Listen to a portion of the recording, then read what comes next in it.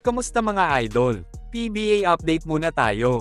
Mikey Williams kumpirmado na nga na itatapon ng TNT sa ibang PBA teams. Nagbukas na nga ng pinto ang TNT Tropang Giga para pakawalan ang kanilang suwail na player at handa na itong i-trade sa ibang koponan.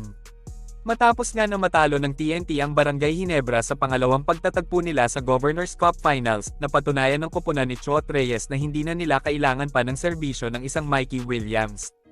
Ayon nga kay Coach Chot Reyes, mas masarap pa daw sa pakiramdam ngayon ang pagsungkit nila ng kampyonato kumpara nung nakaraang taon na nasa koponan pa si Mikey Williams. Patunay lang daw ito na nakamove on na sila sa kanilang pasaway na basketball player.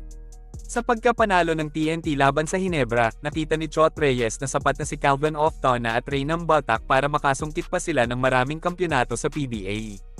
Simula nung nawala si Williams sa koponan, mas naging agresibo sila sa pakikipag-trade ng player sa ibang PBA teams para mapunan ang pagkawala ng former TNT superstar.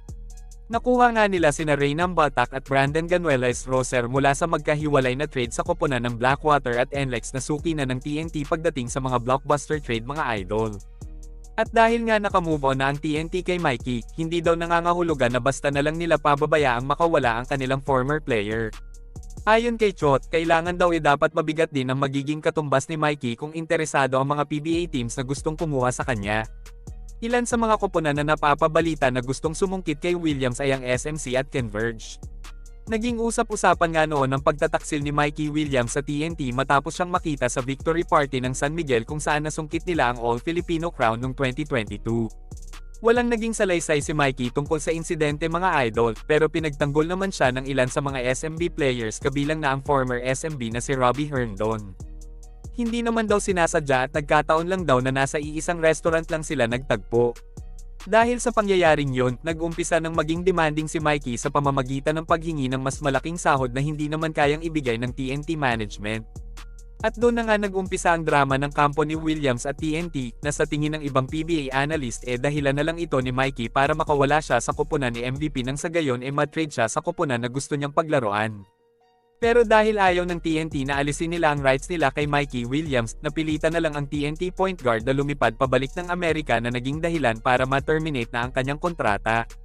Pero dahil bukas na ang pinto ng TNT para sa trade kay Mikey, madali na lang sa kanilang magdesisyon kung sa Blackwater nila itatapon ang kanilang pasaway na manlalaro. Malaki ang tsansa na makuha nila ang number 2 overall pick na si Cedric Bearfield mga idol. Ang super rookie na ito ang naging dahilan para mas lalong lumakas ang lineup ng Blackwater. Maganda ang pinakita ni Bearfield nung Governor's Cup kaya inaasahan na siya ang napupusuan na masungkit ng TNT kapalit ni Mikey Williams. 27 anyos pa lang si Cedric at posibleng siya ang pumalit sa posisyon na iiwanan ni Jason Castro na nasa peak na ng pagre-retiro mga idol. Samantala, interesado din ng Converge na makuha ang TNT point guard para palakasin ang kanilang kampanya sa darating na Governor's Cup at sa mga susunod pang taon. Malaking katanungan na nga lang kung sino sa kanilang mga players ang pwede nilang isakripisyo kapalit ni Mikey. Medyo mababaw pa kasi ang bench ng Converge at tanging si future superstar Alex Stockton lang ang kanilang legit point guard.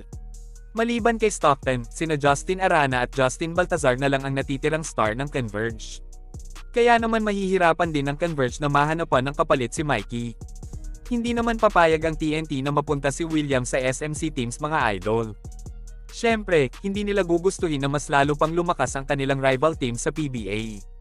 Pero kung mas malakas pa kay Mikey Williams ang ibibigay nilang kapalit papunta sa TNT siguradong hindi na magdadalawang isip pa na kagatin ito ni MVP. Hanggang dito na lang muna mga idol. Maraming salamat sa panonood.